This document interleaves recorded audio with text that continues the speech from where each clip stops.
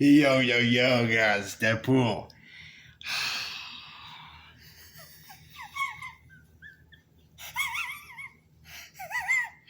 Well, today we got a special video for you guys.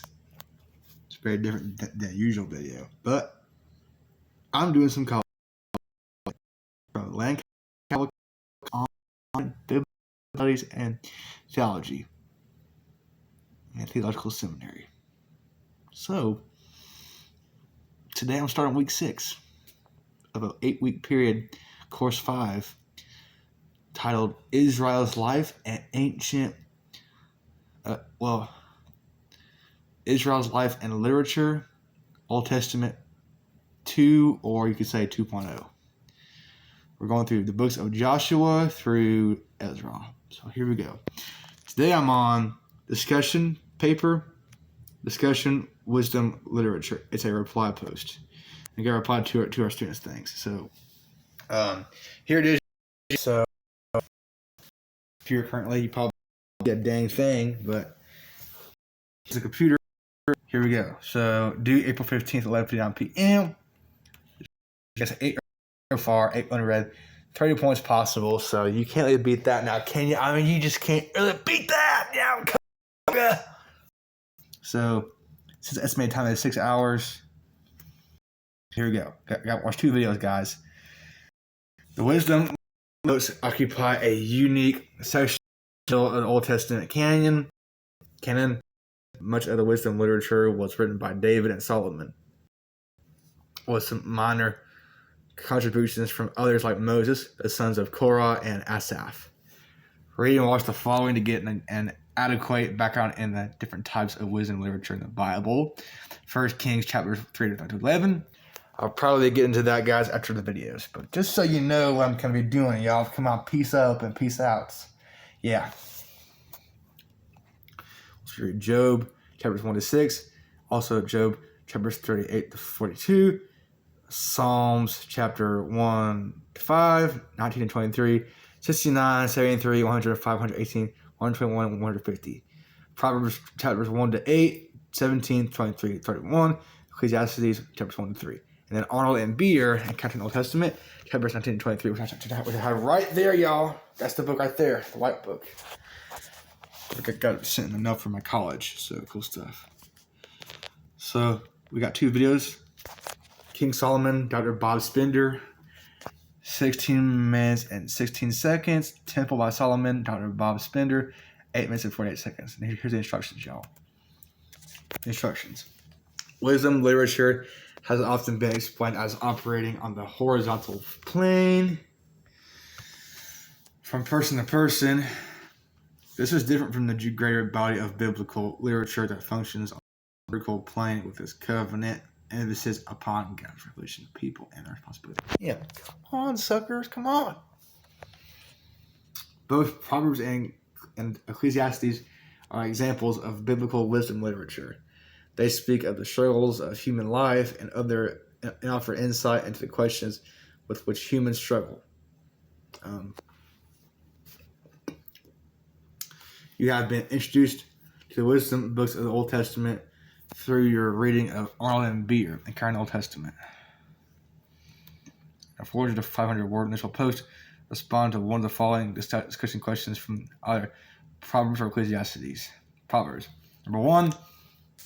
Describe the nature and role of the foolish woman, adulteress, in Proverbs, and what we can learn from reading about the foolish woman for today. Read chapter 5, 1 to 23.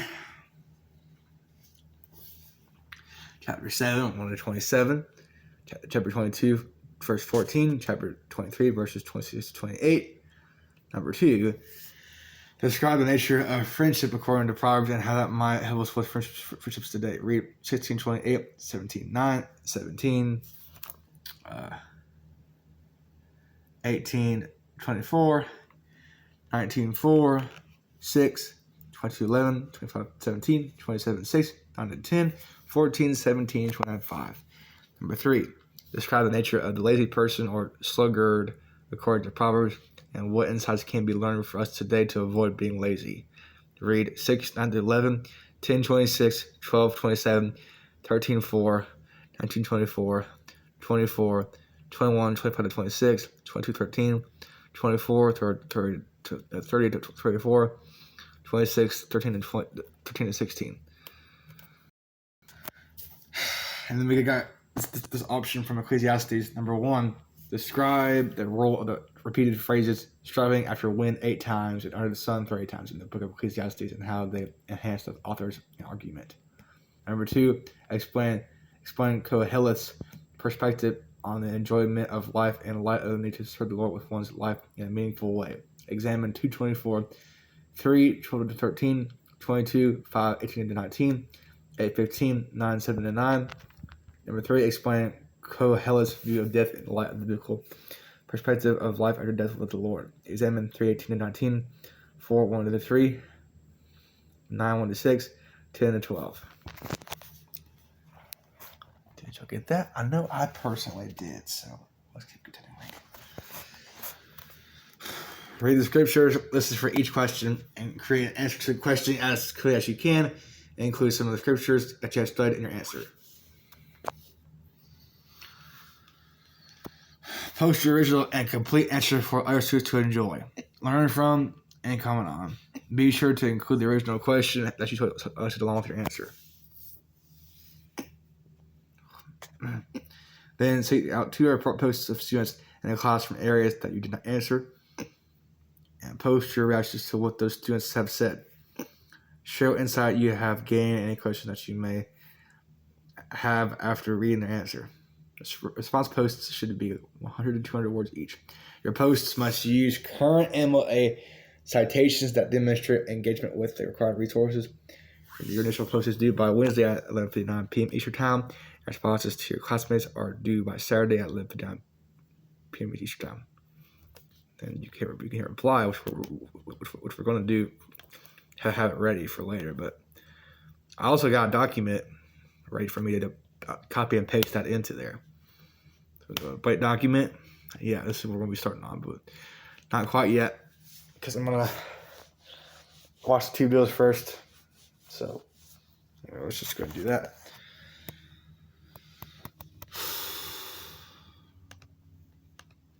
Hello, and welcome to a study of King Solomon. Hello, and welcome to a study of King Solomon.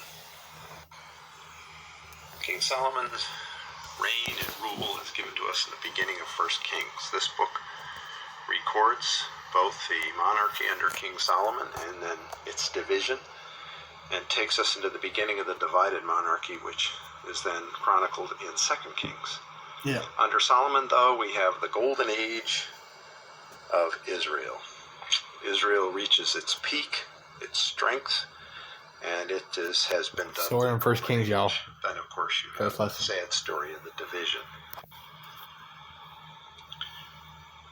Solomon begins with some difficulties of transition. You'll spend some time looking at that, but briefly, he struggles with his brother Adonijah and finally ascends to the throne with David's help, and that story is in 1 Kings 1. And then we see the decisiveness of his leadership in 1 Kings 2, where he deals with his brother Adonijah, warns him, and eventually puts him to death. Joab, the commander, is put to death because of his insurrection. Oh, no! Abiathar, the high priest, is banished. Not dead! Solomon, unlike David, is very decisive and disciplined, deals quickly with some of the key issues of the throne. Yeah. Solomon's wisdom is noticed right away. As we move into the reign and the career of Solomon, it's marked by wisdom. And we get this in 1 Kings 3. God kind of gives him a blank check and asks him to request anything he wants. It's fairly rare from God. And in this dream, Solomon asks for wisdom. He wants wisdom to guide God's people, recognizing in humility his position. That is so favorably accepted by God that he grants him not only wisdom, but he grants him what he didn't ask for, fame and fortune and success over his enemies. So God is very pleased with this request. Solomon is dubbed a man with a hearing heart He's listening to God, and he asks correctly for man wisdom with a instead of personal hearing glory. heart. And then the end of 1 Kings 3, we have this marvelous story of two women. Both were harlots, each with a baby. One smothered her baby in the night and then switched so that the mother of the dead infant recognized that it was not her child. They came before Solomon, and Solomon decisively and quickly solves this situation by wanting to divide the living baby and recognizing the true mother wanted to protect the life of the infant at any cost. And so he awards the child to the true mother. It's a great illustration of his wisdom. I've read this one before. It's a good story. You might ask, what is wisdom as we approach this and the wisdom literature of Solomon? It's a good question. Basically, wisdom is the topic in Proverbs and Ecclesiastes and Job, so a question worth thinking about. Well, we have a picture in 1 Kings 4 of the greatness of Solomon's kingdom. Solomon the greatness. This, for sure, is meant to impress us, and you have to be impressed by reading it. His palace was supported through taxation, an important issue we need to discuss, but here's some of the items that came into his government. 185 bushels of fine flour and 375 bushels of meal each day to support this large kingdom. In addition to that, you had 10 fat oxen, 20 pasture-fed oxen, 100 sheep, deer, gazelle, roebucks, fat and fowl. All this food is flowing into the kingdom and is provisions for him and his staff each day. In addition, Solomon has 40,000 stalls of horsemen and 12 of horses and 12,000 horsemen. That's a lot of horses. Solomon was actually in the horse trade, and he would ship them and sell them to other countries, and so he was getting a lot of money off of this. Well, that's very good. Steeds Cool needed barley and straw and food, so this is an administrative kind of district, and all of that need to be raised by taxes. This is a building from Hatzor, perhaps later than the time of Solomon, although the earlier excavators thought it was a Solomonic building, but it is an example of an administrative building. And the center would have been where the animals, the pack animals and caravans moved down, and they would offload their goods to the sides. This would have had a big cover over it. It was a pretty good-sized building. But they warehoused or stored provisions, and then they would ship them out to the capital. Solomon's greatness is also seen in his wisdom.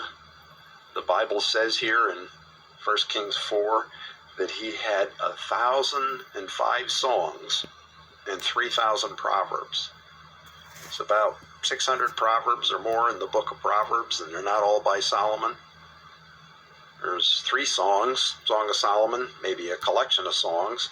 Psalm 72 and Psalm 127 are reportedly by Solomon. So there's a lot of songs and proverbs that Solomon wrote that we do not have. Well, some of the writings we look at briefly attributed to Solomon are the Proverbs of Solomon. Again, not all by him, but there is a heading over a couple of the collections, the Proverbs of Solomon. So clearly they're attributed to Solomon and his wisdom. Ecclesiastes is the only writing that's not named after Solomon. It is the preacher who does this, Koheleth, and he is king in Jerusalem. So many people connect him with Solomon, although it may be somebody writing through the eyes of Solomon. And the key there is looking through the eyes of Solomon and some of the way he wasted his life toward the end of his life, saying it's all empty, or vanity of vanities, it's all really empty. And then, of course, the Song of Songs, or the Song of Solomon, which is also attributed to Solomon and speaks of the fervency of the emotion jealousy in a love relationship between a man and a woman. A God-ordained relationship for sure, but this happens to be a monogamous perspective between one man and one woman. Well, Solomon's wisdom is also known in the way he speaks of different kinds of what we might say scientific ventures, the cedar in Lebanon and hyssop and birds and creeping things and fish. Naming one's environment was a part of science in those days, and so Solomon is marked by that. So we have a picture of the greatness of Solomon and his wisdom and his kingdom.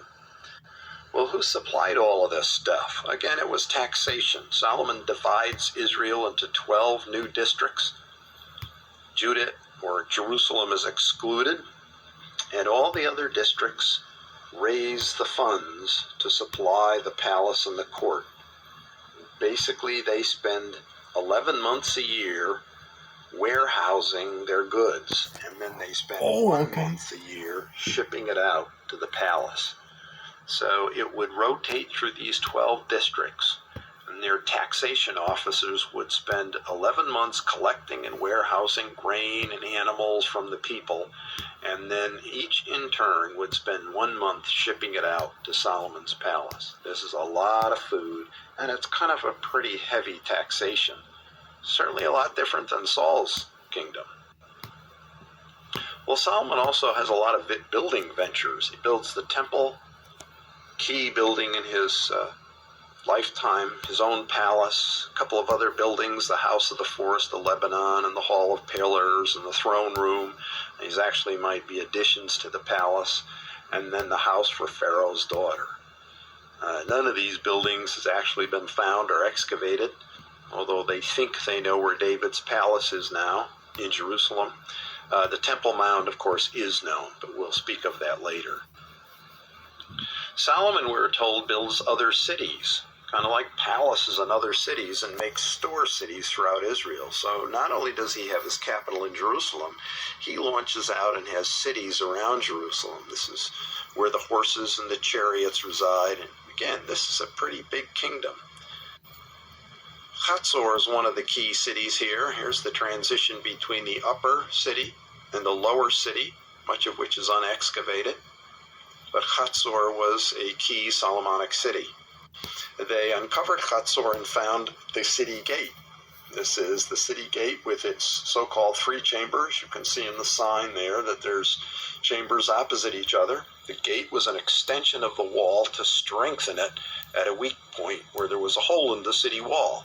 So they strengthened it and pushed it out, made it very strong with towers and chambers, and this has been nicknamed the 3-chamber gate. Here's the Hatzor gate with the tower, square tower remains in the front, and then the 3 chambers on each side. And people would walk down through this, and the gates, of course, would have elders and soldiers and guards and doors, and so it was a strong place in the city and an important structure.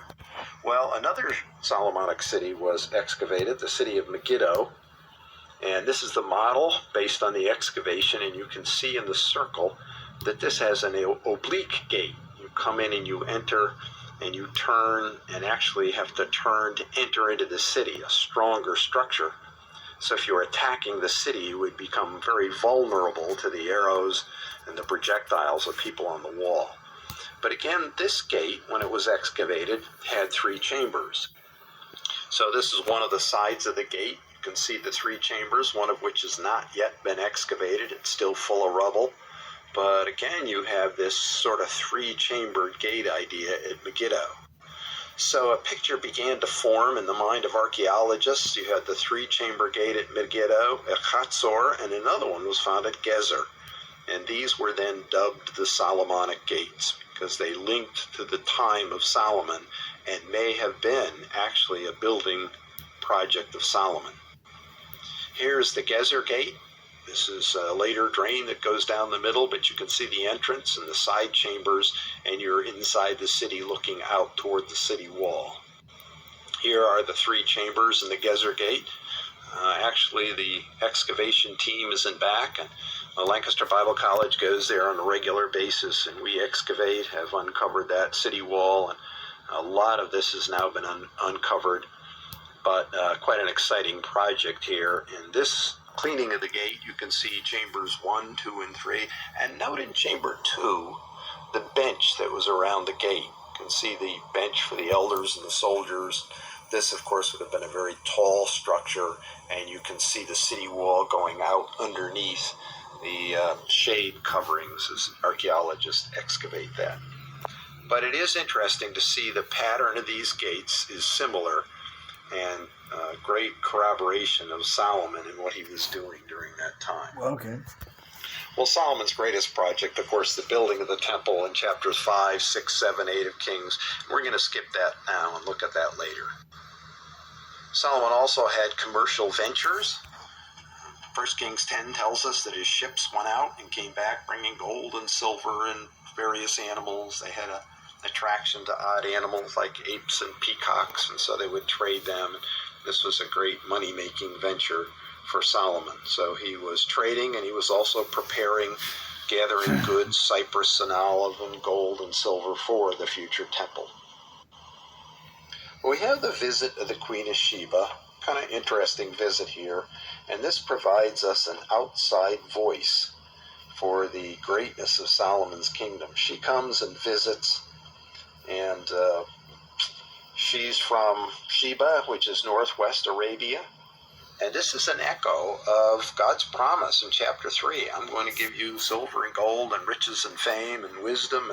And we see the Queen of Sheba coming in and looking at Solomon's kingdom and testing him and being satisfied and saying, wow, the half hasn't been told. This is tremendous. You are wise. You are rich. And so we have sort of a corroboration of the promise of God through the external voice of the Queen of Sheba. Well, Solomon's trouble begin, his spiritual decline begins, and this is of his own doing. Deuteronomy 17 looks forward and says, when you have a king, he should read and meditate in the word of God, but what he should not do is multiply horses, multiply wives, and increase silver and gold. Should not depend on his military, should not have polygamy and let his wives with other religions lead his heart astray, and depend on materialism. Solomon has 40,000 stalls of horses, great military. Saul had no standing army. He has 1,000 wives and concubines galore. So many that they bring his heart astray with their idolatry. And silver was not even counted valuable in Solomon's day. They only counted gold. So he became very materialistic. And this led him away, and his heart grew cold towards the Lord. In short, it says Solomon went after other gods. God was very displeased with this, and so divided the kingdom. So if we look at his administration, as he grows larger, he grows colder. The growth gets a greater number of locations, other store cities, bigger palaces, a larger staff, and this is all supported by a growing taxation. Solomon runs out of tax money, so he begins to conscript people and force them to work on his roads and his projects. And this was free donated labor, and the people hated this corvée labor.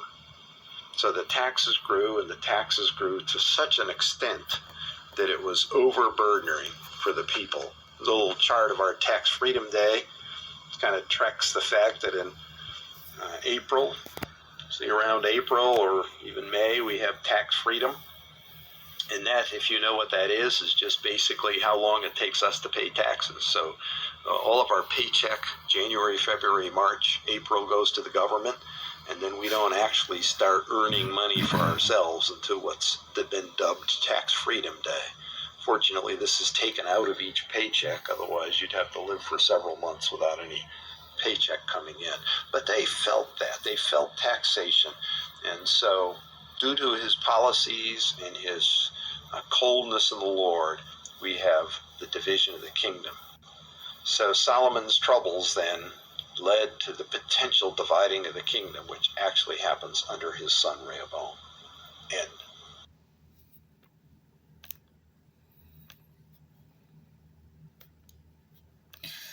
All right, so that was the long one, y'all. So now we're going to get into the last one. Number 2, this is called Temple by Solomon. It's 8 minutes and 48 seconds. So here we go.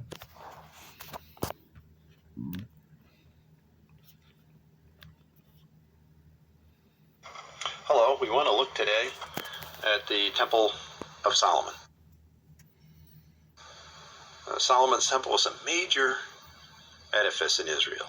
Beautiful, outstanding, a lot of gold and silver and precious stones, and probably the climax of his building career. Solomon built the first temple for Israel. It was destroyed by the Babylonians in 586, and they returned under Sheshbazzar, Ezra, Nehemiah, and their second temple was finished in 516. This lasted throughout the intertestamental period. It deteriorated because of the Greeks and the ravages of the Greeks. Herod, when he came to power, beautified this temple. He made it a very glorious temple. And so this is the temple that Jesus visits, the Herodian temple. And today, the western wall is a remnant of the platform that held that temple.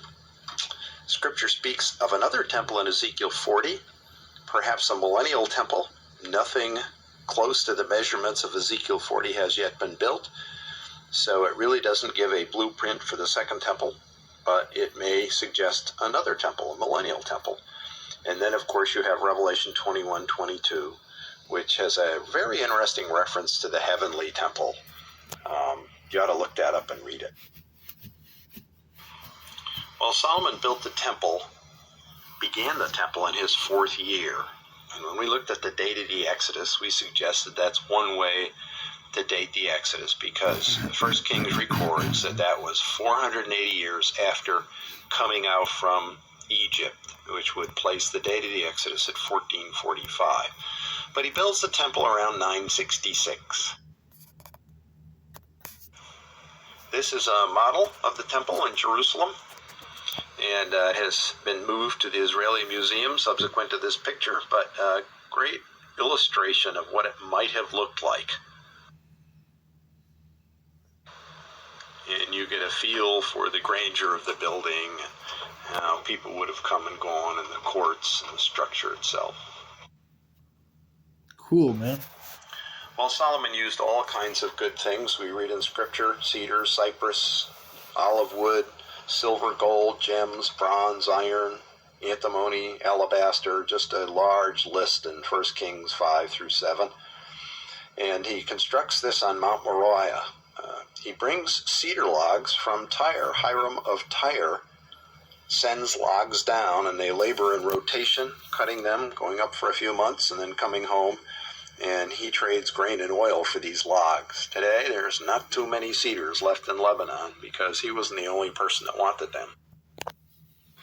Do have an interesting Assyrian inscription that shows how they exported logs. And they would take them out to the Mediterranean and throw them in the sea, and then they would drift them down with rafts and boats to where they needed them, and then pull them out of the ocean and transport them into inward land areas. That's probably how they got to Jerusalem. So we have a little insight, and we do know that there was no sound made at the temple building.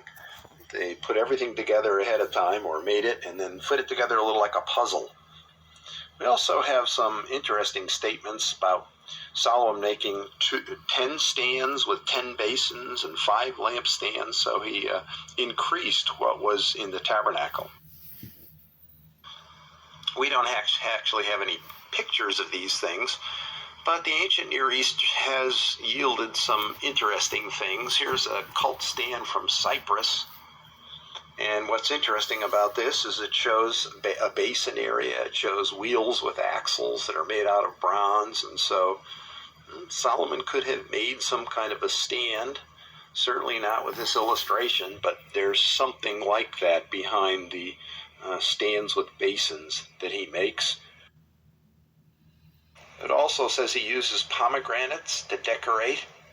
And here's another bronze kind of cauldron that was excavated, and you see the pomegranates dangling from around there. So it gives us just a little teeny look into what the architecture might be in Solomon's time. Pomegranates, of course, were very popular. They're even on the coins of Israel today. You have on the left a silver standard for a priest, pomegranate, and then on the right an ivory pomegranate, which has now been declared a fake. It actually says temple on it, the temple, a little inscription there that the people in the Israeli Museum feel that was added much later, and so a little bit of a fake there, unfortunately. But artifacts do show the prominence of the pomegranate in that time. Well, the temple was built on traditionally Mount Moriah, where Abraham offered his son Isaac. Today, the Dome of the Rock sits there. This is a mosque for Islam, and that was built years ago, and it's a holy place to Islam. In tradition, they feel that Muhammad ascended to heaven from the rock inside of this mosque. Okay. And the platform where this mosque sits is the platform where the temple would have been built. A very well-known Dutch archaeologist, Lane Rittmeyer, feels that when you go inside and look at the rock, you can see actually a place where the ark may have sat.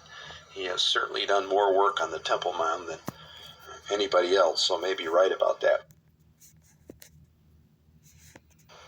Excavations have been done around the platform here, which is of course much later, but the steps that have now been excavated in the south end of the temple have definitely been dated to the time of Jesus, and there would have been doors here. You can see the outlines of them in the wall, and so people would come and go by these steps up into the temple. And today you have a different mosque. You have the El Aqsa Mosque sitting there. Traditionally, this is where Muhammad came and stepped off his horse, and then of course he went to the Dome of the Rock, which wasn't there, but the rock was at that time. The Jewish, of course, community gathers at the Western Wall, and below this line you can see Herodian masonry with the little rims around the rocks called marginal draft, and this would have dated to Herod's time, and this held up the platform for the Herodian temple. So this is a very holy site to them, and they come and they pray, feeling that they're as close as they can get to the old temple period, but a very important site for Judaism today. Well, Solomon finishes the temple. He dedicates it to the Lord in a beautiful prayer in 1 Kings 8:27. The key to this prayer is his theological understanding of the temple. He makes this great facility, and then in dedicating it realizes it is not the facility which is important, but God who comes and meets at the facility. Great verse here as he prays to the Lord, "Behold, heaven and the highest heaven cannot contain you. You're greater than anything we could make. So how much less this house which I have built?" And he recognizes this temple is nothing more than sticks and stones. And without God, it's just plain nothing. So that's a great theological understanding. Israel later misunderstood that and almost used the temple like a magical amulet. They felt they were safe because they had the temple, whereas they didn't really understand that God had left because of their idolatry. Well, a quick look at Solomon's temple. Great edifice, and certainly a major project in his reign. And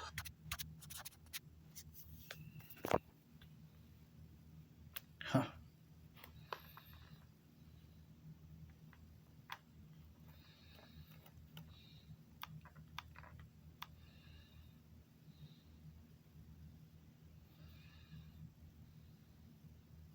Okay. So I'll be picking stuff out of Proverbs, y'all. Anyway.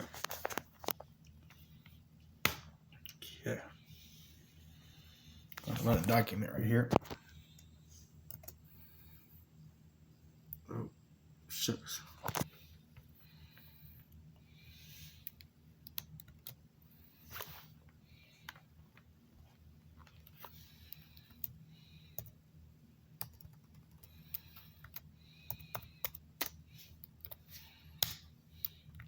This is my real name, y'all. So that's what I'm writing. That's how I like to do my documents.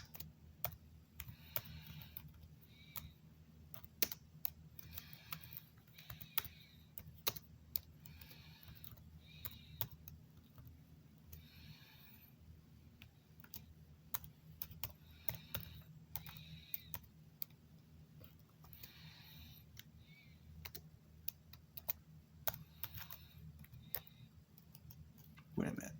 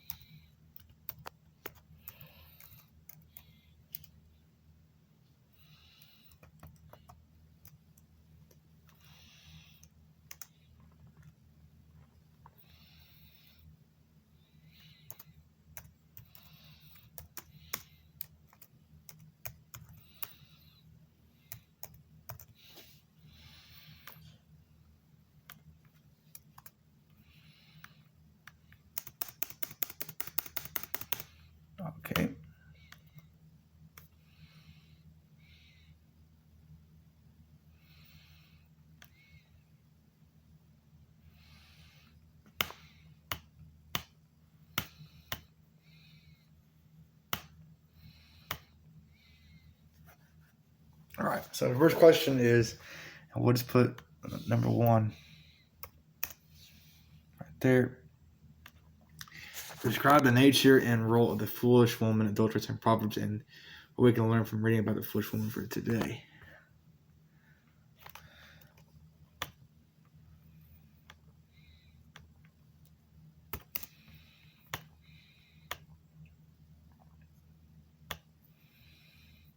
All right.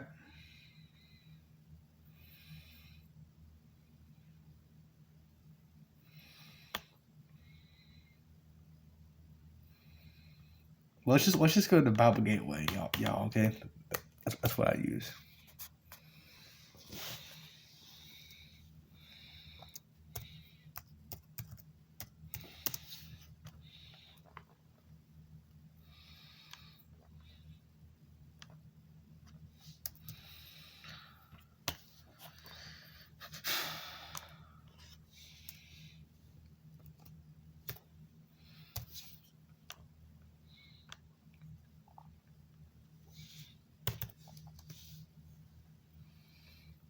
Yeah. Warning against adultery. My son, pay attention to my wisdom. Turn your ear to my words of insight, that you may maintain discretion, and your lips may preserve knowledge. For the lips of the adulterous woman drip honey, and her speech is smoother than oil. But in the end, she is bitter as gall, sharp as a double-edged sword. Her feet go down to death. Her steps lead straight to the grave. She gives no thought to the way of life. Her paths wander aimlessly, but she does not know it. Now then, my sons, listen to me. Do not turn aside from what I say. Keep to a path far from her. Do not go near the door of her house, lest you lose your honor to others, and your dignity to one who is cruel, lest strangers feast on your wealth, and your toil enrich the house of another. At the end of your life, you will groan. When your flesh and body are spent, you will say, "How I hated discipline! How my heart spurned correction! I will not obey my teachers, or turn my ear to my instructors." And I was soon in serious trouble in the assembly of God's people. Drink water from your own cistern, running water from your own well. Should your springs of water in the public square, your streams of water in the public squares, let them be yours alone, never to be shared with strangers. May your fountain be blessed, and may you rejoice in the wife of your youth. A loving doe, a graceful deer. May her breast satisfy you always. May you ever be intoxicated with her love. Why, my son, be intoxicated with another man's wife? Why embrace the bosom of a wayward woman? For your ways are in full view of the Lord, and he examines all your paths. The evil deeds of the wicked ensure them. The cords of their sins hold them fast. For lack of discipline they will die, led astray by their own great folly. Okay, so that was the first one, y'all. We got to read a lot more. So, 7:1 to 27.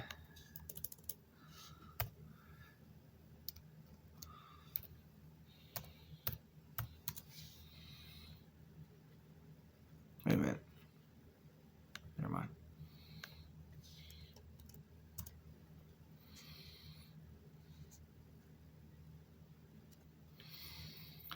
Warning against the adulterous woman. My son, keep my words and store up my commands within you. Keep my commands and you will live. Guard my teachings as the apple of your eye. You gotta do that. Bind them on your fingers, write them on the tablet of your heart. Say to wisdom, you are my sister, and to insight, you are my relative. They will keep you from the adulterous woman, from the wayward woman with her seductive words. At the window of my house I looked down through the lattice. I saw among the simple. I noticed among the young men a youth who had no sense. He was going down the street near her corner, walking along the direction of her house at twilight. As the day was fading, as the dark of night set in,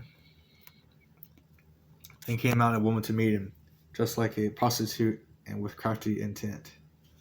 She is unruly and defiant. Her feet never stay at home.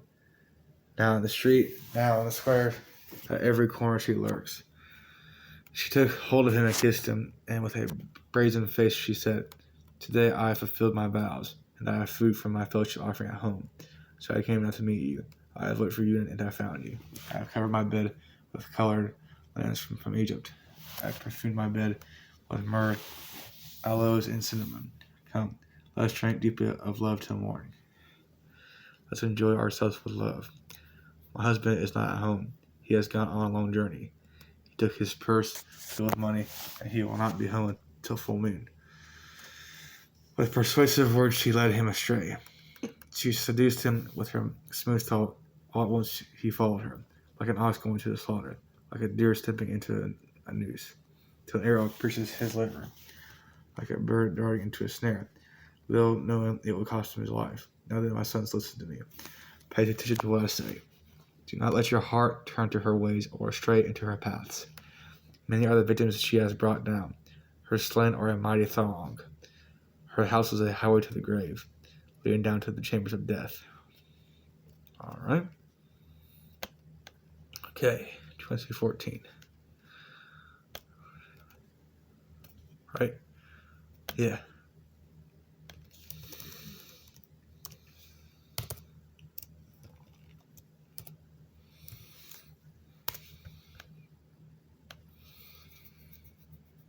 The mouth of an adulterous woman is a deep pit. A man who is under the Lord's wrath falls into it.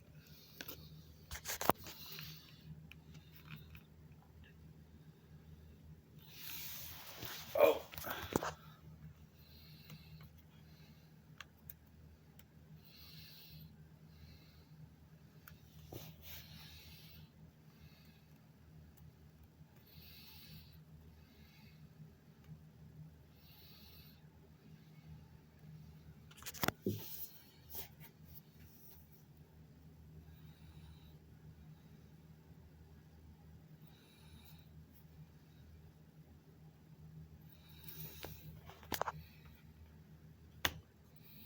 Then, oh crap. What did it do?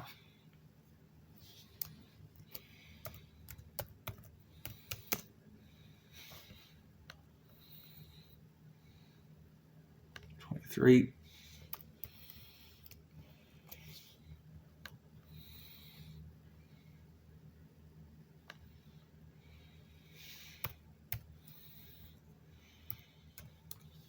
Okay. Saying 18. My son, give me your heart, and let your eyes delight in my ways. For an adulterous woman is a deep pit, and a wayward wife is a narrow well. Like a bandit, she lies in wait and multiplies the unfaithful young among men. All right, so that was the first question. I said respond to one of the following questions. Not all three questions, I don't think. Hopefully it's right. Okay, so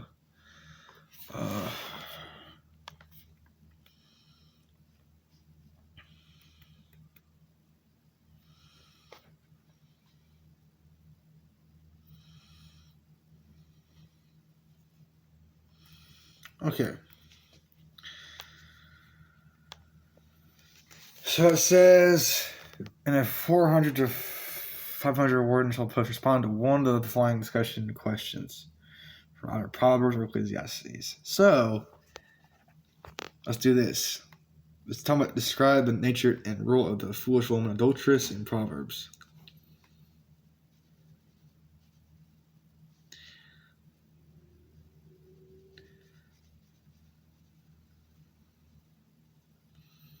So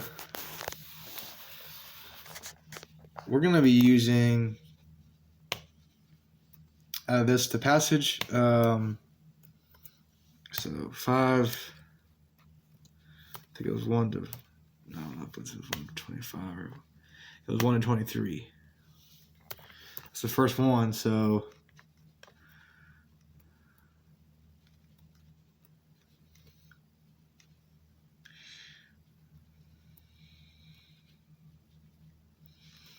we might as well just. I mean, we could just use Proverbs 22:14, couldn't we? I mean, honestly, it's the shortest one. The mouth of an adulterous woman is a deep pit. A man who is under the Lord's wrath falls into it. Yeah. So, we'll probably choose this one, but let's go ahead and just type this up. So, what is the nature and role of the foolish woman in Proverbs? In the book of Proverbs.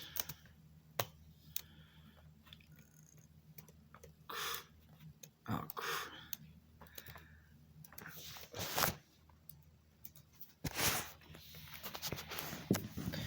in the book of Proverbs, the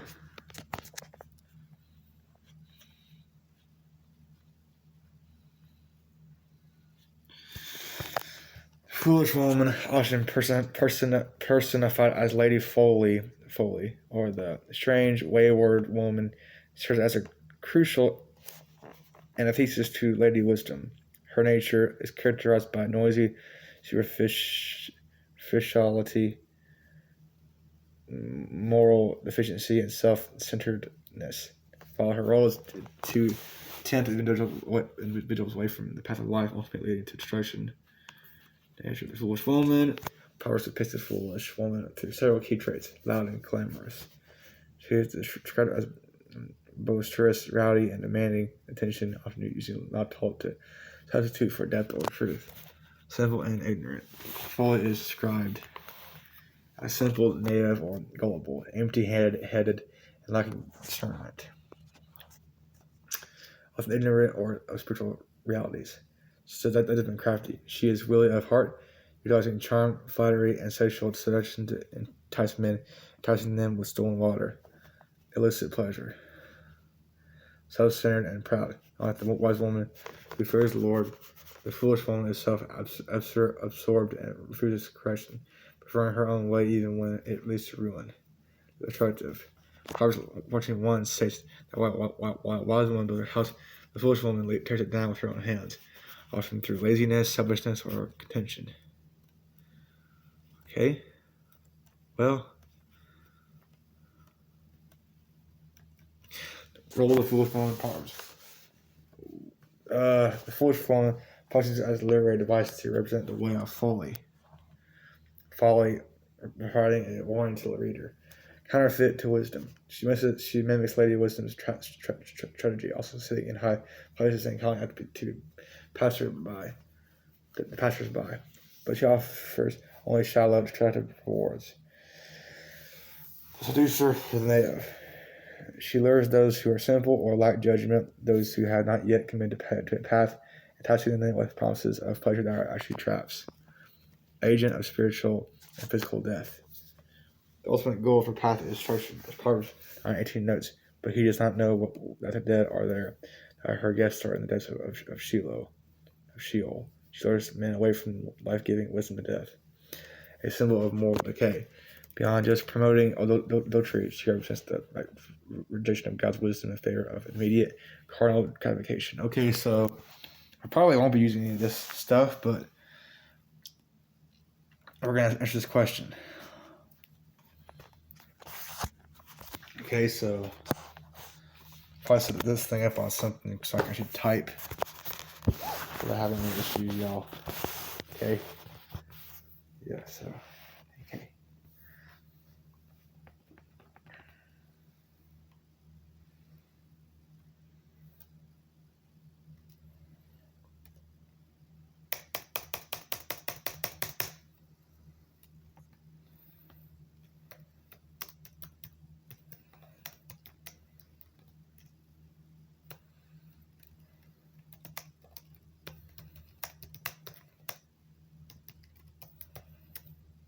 foolish woman in Proverbs was to lead men astray.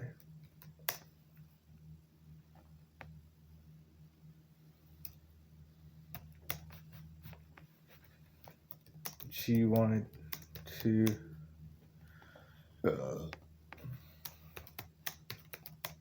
away from God's wisdom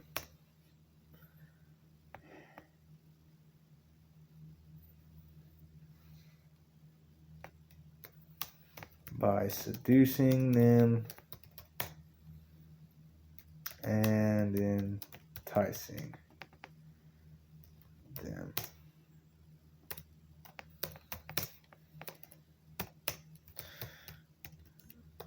Proverbs 22 verse 14 says, quotes, looks like Dr. Phone is a deep pit.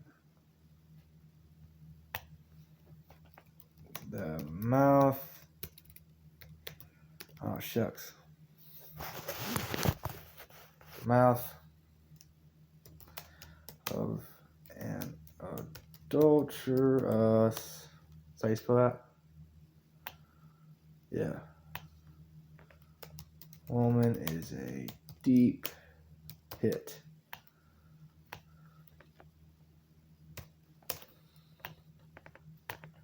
A man who is under the Lord's wrath falls into it. Yeah.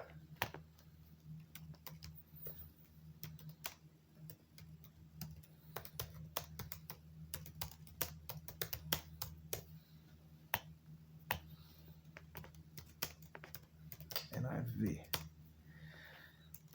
This verse explains what the adulterous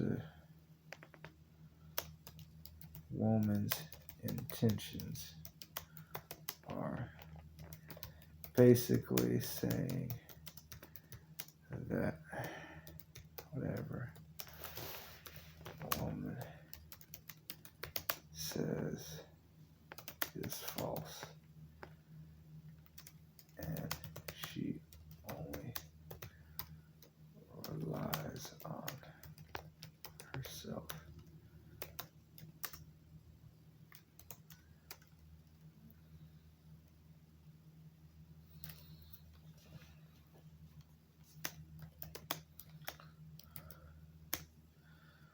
That is under the Lord's judgment will fall into her grasp. Yeah. Okay, that's good enough for summarizing that. So here's what I've written so far, y'all. If y'all like it, you can read it, pause the video, and we'll read it if you want to. But that was the first question. Okay, so, and then it's asking, and what can we learn from reading by the foolish woman for today? Okay, so I'm going to type it up. What can we learn about the woman in Proverbs for today? Those women Proverbs often representing late folly warns against the destructive, deceptive, and fatal nature of sexual sin and moral folly.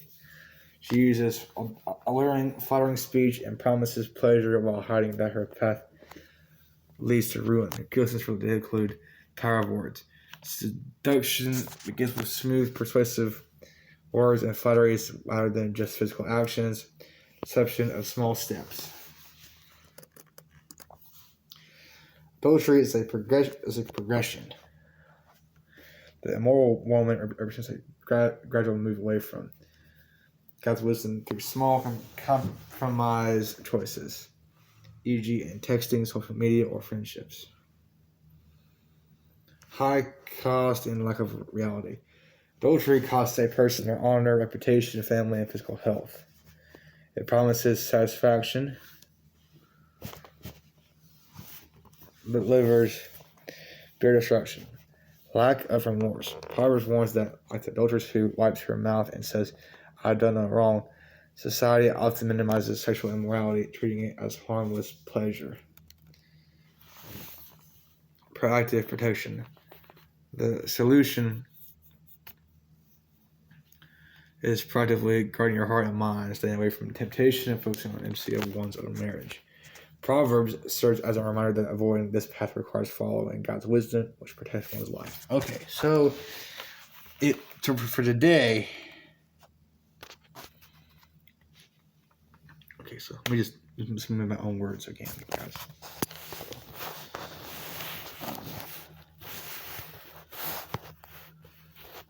Okay.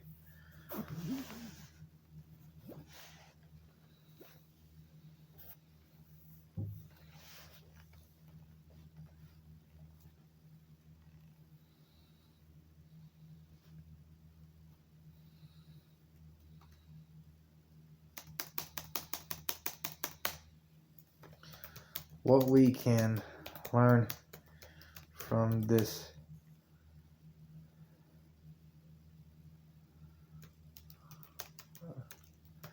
about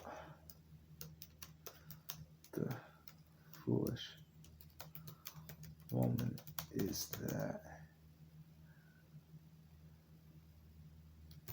she intends to lead men away from God's path and design for sex, and that she wants to ruin your life with sexual immorality.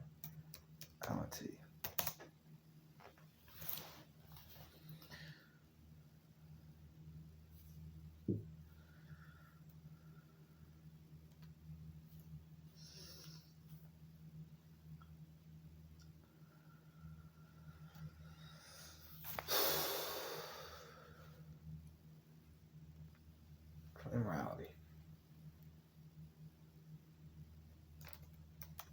In today's society,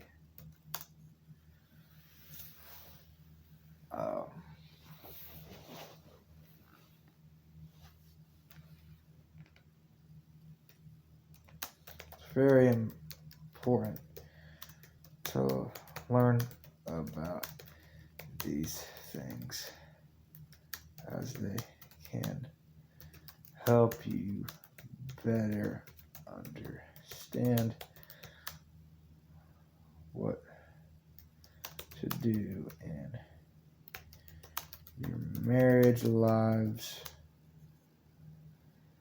and how to not commit adultery with another man or woman. So, in your lives, how to not. Yeah.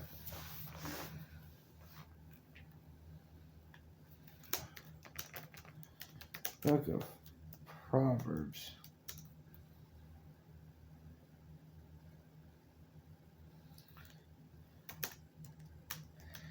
We see that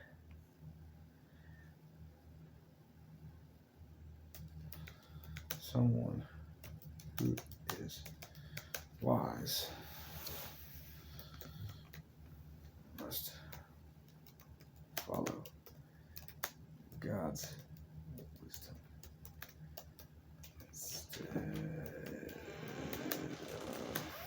What are you doing?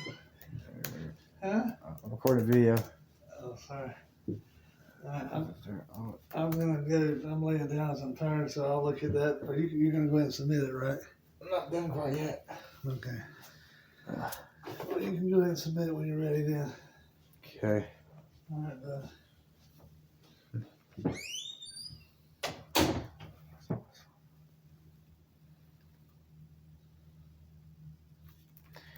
This is a good example of how we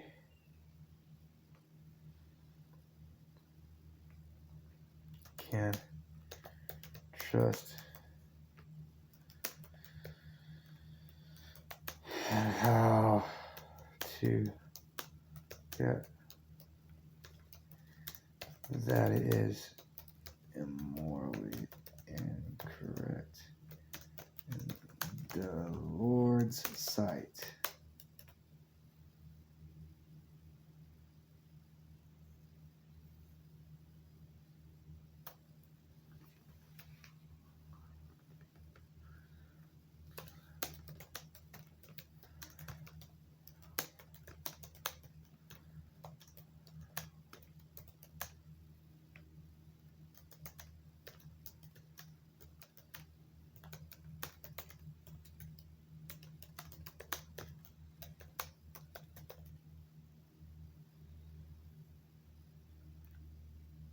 Okay, so now what we're going to do, y'all, is we're going to actually put it all in the right font. So we're going to hit Control A. We're going to do Times New Roman 12, and then spacing is going to be double. Okay. Now we got this. So I'm going to read to y'all now. So we got this paper. Turk 1, Turk Professor Nathan Creeder, BIB 104_D, April 13, 2026. Discussion was literature number 1. Describe the nature and role of the foolish woman, adulteress, and powers, and what we can learn from reading about the foolish woman for today. The nature and role of the foolish woman powers was to lead men astray. She wanted to lead them away from God's wisdom by seducing them and enticing them.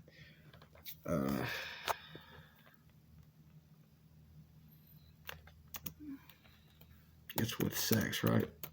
Yeah. Proverbs 22:14 says, "The mouth of an adulterous woman is deep pit, and man who falls into it, y'all." Nabi, which is the New International Version Bible, which is this Bible. Oh, and the one there is that Bible, so this is just the case. But this verse explains what the adulterous woman's intentions are basically saying that whenever the woman says it's false and she only lies on her stuff, and man that under judgment fall into her grasp. What we can learn from this topic about the foolish woman is that she intends to lead men away from God's path and design for saying that she wants to ruin your life with such immorality. In today's society, it's very important to learn about these things, as they can help you better understand what to do in your married lives and how not to commit adultery with another man or woman. So in the book of Proverbs, we see that someone who is wise must follow God's wisdom instead of their own. This is a good example of how we can trust God's will and how to look at something that is immorally incorrect in the Lord's sight. He said God's way is better for them and that His will wasn't for their lives. Okay, so that's all I got, y'all. So now we're gonna hit Control A, copy, go here to the reply post, and you go in here and just do this. Okay. I hope I got it right. It was 272 words. I think it was supposed to be 400 words. I don't know, but gosh.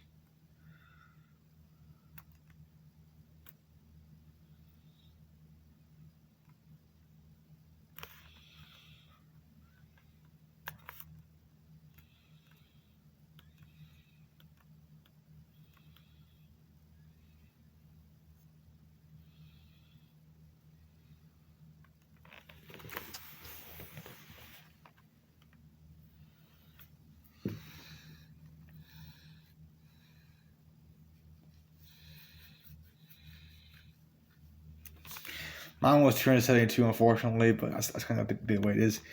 I mean, I can re-edit it or repost it, I guess, if I need to, but this is my perspective of how I do this kind of stuff. So Hope y'all liked it, and I'm posting it now. Hopefully this is going to be okay for the professor and the students. And if it's not, I can add more onto it, but anyways.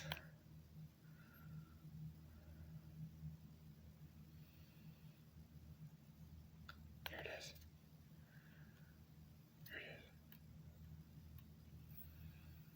Okay.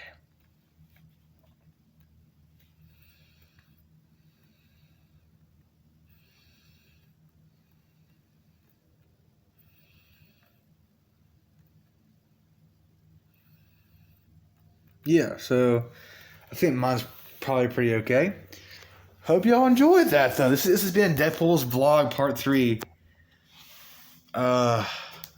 It's called Doing Some College Work on King Solomon. Peace out. Hope you enjoyed the video. Have a good day. This has been a superhero Marvel Kids video vlog. Peace out.